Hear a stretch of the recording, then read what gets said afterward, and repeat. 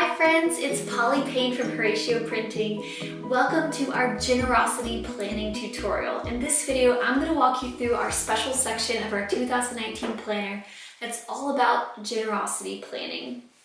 So to take you back to the beginning of when I created the first planner, one of the struggles I was having creating a planner was that planners tend to be self-focused. Like everything we're writing in here is about my dreams, my goals, my visions, my plans, my non-negotiables, which isn't bad to have non-negotiables. It isn't bad to dream or to have plans or to have goals. But there is something a little bit that was kind of bothering me that was a little selfish about the planner because it is so self-focused. And when you look at the life of Jesus and who he is and how he walked, he was very other focused. Like he was focused on others and how he can serve, how he can be intentional with his love and with his words and with his blessings and with his healing and his miracles. So as we were designing the first planner, I heard a sermon by Chris Hodges of Church of the Highlands. Shout out Church of the Highlands, love them. And it was all about generosity. And he asked some really great questions. And so I decided to put this into the planner. And it's been one of my favorite parts because it's a special section to really be intentional with your generosity. And it repeats every 3 months. So you get to do this every quarter. So I want to take you through that. This is what it looks like in the planner. And it has 3 special questions.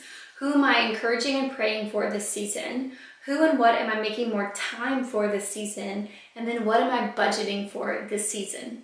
And what this shows you is that generosity is so much more than just your tithe or your money or giving to compassion or, giving some money to someone in need. It's about your smile. It's about your time. It's about the way you pray for people and encourage people with your words. So being generous is not just money, it's with your time and your love. And to be generous, we have to have margin. So often in our culture, we are so busy and so full of things that we're doing and, things that we're giving to that we don't have any space for generosity. When someone needs us, it's like, I'm too busy or I don't have the financial resources or I don't have the time.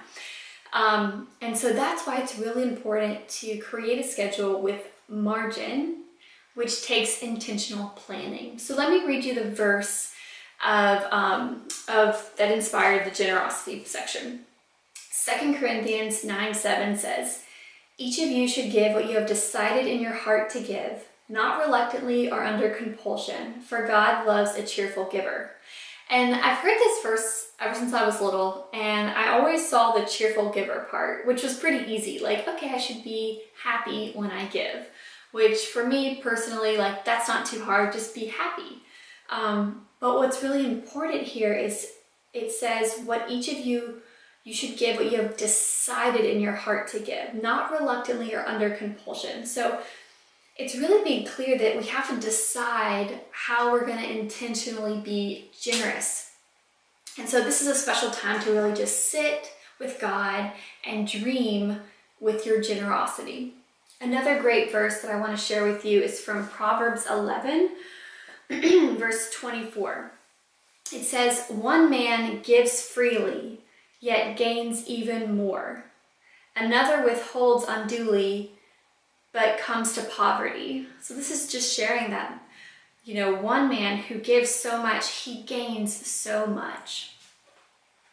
In the Message, that's the NIV, in the Message version, it says, "The world of the generous gets larger and larger, while the world of the stingy gets smaller and smaller."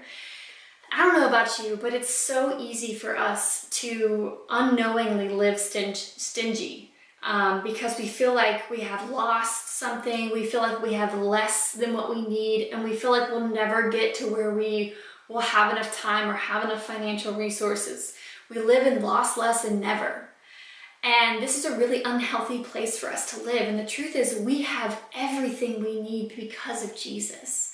So we have the responsibility and the joy to be generous because God is willing and able. When you think about the disciples when they were feeding the 5,000, and God said, I want you to, Jesus said, I want you to feed them. I want you to be generous. And they were like, we don't have the fish or the bread. And the truth is, God will bring the miracle. And if something feels like it's too difficult, like that is the perfect time for God to show up and show off. So dream big with your generosity this season. And I just want to encourage you to take some time to really fill this in and then step with action on each of these.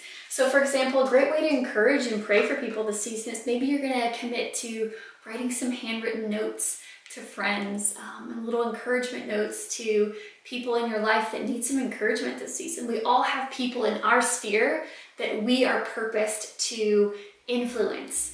So I pray that you will really just take ownership of that and live boldly and live generously as Jesus has showed us. Okay? If you have any questions at all, you can reach out at hi@horacioprinting.com. I'm just so thankful that you watched this video and that you are investing in yourself this year. God bless. Bye guys.